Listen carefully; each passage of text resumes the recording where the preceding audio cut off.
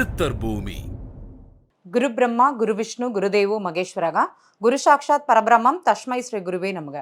என்னுடைய குருநாதர் திரு பொதுவுடைமூர்த்தி சாருக்கு என்னுடைய வணக்கத்தை தெரிவித்துக் கொள்கிறேன். அக்ஷய லக்ன பத்ததி ஜோதிடம் எல்லாருக்குமே தெரியும்.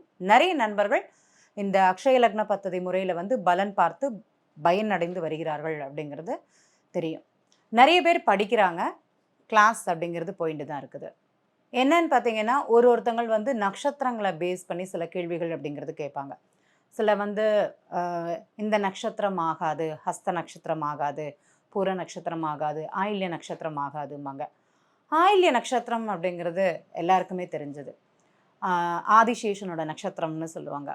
ஒருத்தங்களுக்கு அக்ஷய லக்னம் அப்படிங்கிறது, ஏஎல்பி லக்னம் அப்படிங்கிறது கடக லக்னமாக இருந்து அவங்களுக்கு ஆயில்ய நட்சத்திரம் 1 2 3 4 பாதங்கள் செல்லும்போது ஒருத்தங்களுடைய ஜாதகத்தில் ஏற்படக்கூடிய மாற்றங்கள் அப்படிங்கிறது மிகப்பெரியதுன்னு சொல்லலாம். சிலருக்கு இந்த காலகட்டத்தில் தான் கவர்மெண்ட் வேலை அப்படிங்கிறதே கிடைக்கும். அப்போ இந்த ஆயில்ய நட்சத்திரம் எவ்வளோ பெரிய ஒரு பெனிஃபிட்ஸ் அப்படிங்கிறத பார்த்துக்காங்க. சிலருக்கு இந்த புதிய வேலைக்கான முயற்சி அப்படிங்கிறது இந்த காலகட்டத்தில் தான் அவங்க ஆரம்பிப்பாங்க. வேலை சம்பந்தப்பட்டது, தொழில் சம்பந்தப்பட்டது அப்படிங்கிறத இந்த காலகட்டத்தில் அவங்க செய்வாங்கன்னு சொல்லலாம். சிலருக்கு வெளிநாட்டு யோகத்தை இந்த ஆயில்ய நட்சத்திரம் அப்படிங்கிறது கொடுக்கும். சில நண்பர்களுக்கு, படிக்கக்கூடிய குழந்தைகளுக்கு அப்படின்னா வெளிநாட்டு கல்வி அப்படிங்கிறது இவங்களுக்கு ரொம்ப சிறப்பாக இருக்கும்னு சொல்லலாம். இந்த ஆயில்ய நட்சத்திரம் எல்லாருமே வேண்டான்னு சொல்லி ஒதுக்கக்கூடியதாக இருக்குது. பெண் திருமணத்திற்கு எடுக்கும்போது நிறைய பெற்றோர்கள்ட்ட இதை பார்த்துட்டு வரோம். ஆயில்ய நட்சத்திரம் ஆகாதும்பாங்க. உதாரணம் நான் சொல்லக்கூடியது, பிறந்த நட்சத்திரம் அப்படிங்கிறது அவங்களுக்கு அங்கே இருந்தாலுமே தற்போது அவங்களுக்கு என்ன தசாபுக்தி அப்படிங்கிறத பார்த்து தான் நம்ம பலன் அப்படிங்கிறதே சொல்லலாம். இப்போ ஒருத்தங்களுக்கு பிறந்த நட்சத்திரம் ஆயில்ய நட்சத்திரமாக இருந்து அவங்களுடைய வயது பார்த்திங்கன்னா ஒரு 25 வயசு அப்படின்னா இப்போ அவங்களுக்கு பூசன் நட்சத்திரமாக இருக்கும். அப்போ இந்த பூச நட்சத்திரம் சனி தசை அவங்களுக்கு நடக்கக்கூடியதாக இருக்கும். அப்போ அந்த பெண்ணுடைய நட்சத்திரம் அப்படிங்கிறதே உங்களுக்கு மாறுபாடாக இருக்கிறது.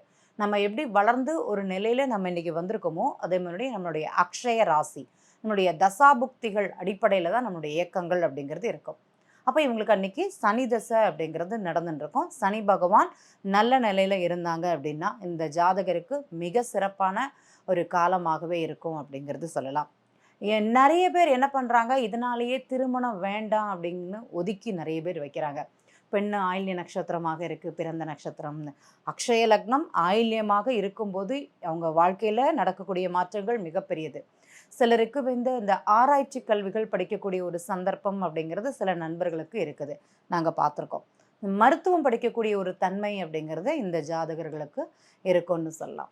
சிலர் இந்த கலை சிற்பங்களை ஆராய்ச்சி செய்யக்கூடிய தன்மை அந்த ஆயில்ய நட்சத்திரம் போகும்போது, அக்ஷய லக்னம் ஆயில்யமாக இருக்கும்போது அவங்களுக்கு நடக்கக்கூடிய ஒரு நிகழ்வாகவே இருக்கிறது.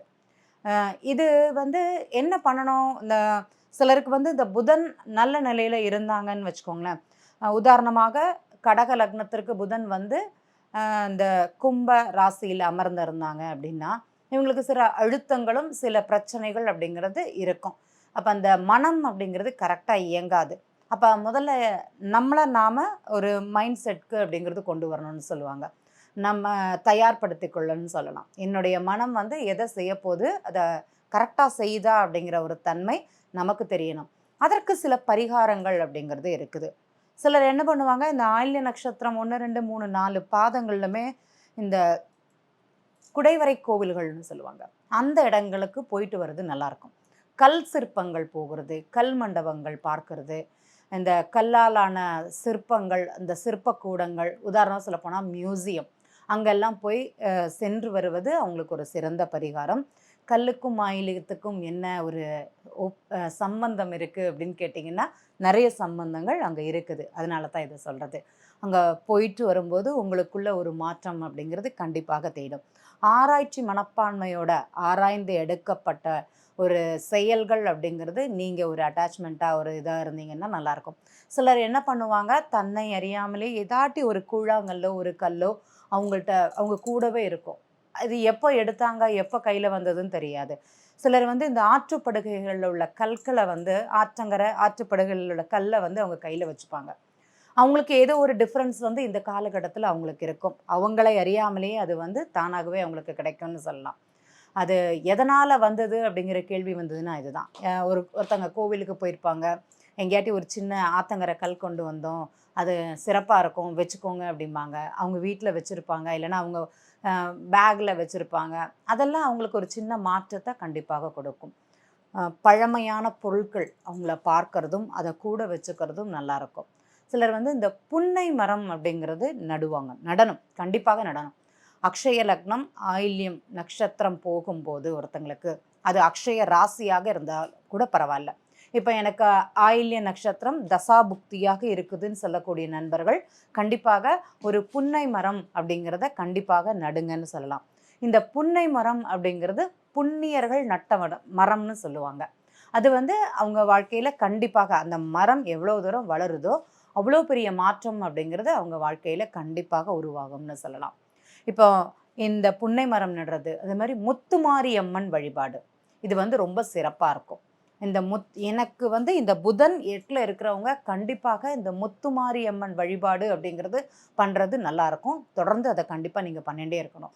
நம்ம சுவாமிக்கு நீங்கள் யாருக்கு என்ன ஒரு பொருள் கொடுத்தாலுமே அது மனதை அவங்கள நிறைக்குமானா நிறைக்காது. உணவளித்தல் மட்டும்தான் எனக்கு போதுங்கிற மனம் அப்படிங்கிறது இருக்கும். அப்போ சுவாமிக்கு நைவேத்தியம் அப்படிங்கிறது என்ன பொருளோ அந்த கோவிலில் நைவேத்தியத்துக்கு சுண்டல், கடலை என்ன கொடுக்குறாங்களோ, என்ன கொடுப்பாங்களோ அதை வந்து வாரம் நீங்கள் செஞ்சீங்க அப்படின்னா பெரிய பெரிய பிரச்சனைகள்லேருந்து உங்களுடைய வாழ்க்கையில் ஒரு சின்ன கடுகளவு மாறிவிடும் அப்படிங்கிறது சொல்லலாம்.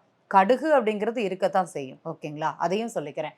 மொத்தமாக தீரும்னு சொல்லலை, வரக்கூடிய பிரச்சனைகளை சமாளிக்கக்கூடிய தன்மை அப்படிங்கிறது கண்டிப்பாக உங்களுக்கு இருக்கும். இந்த முத்துமாரியம்மன் வழிபாடு, ஆதிசேஷன் வழிபாடு, அப்போ ஸ்ரீரங்கம் சென்று வருதல் சிறப்பாக இருக்கும். திருவனந்தபுரம் சென்று வருதல் சிறப்பாக இருக்கும்.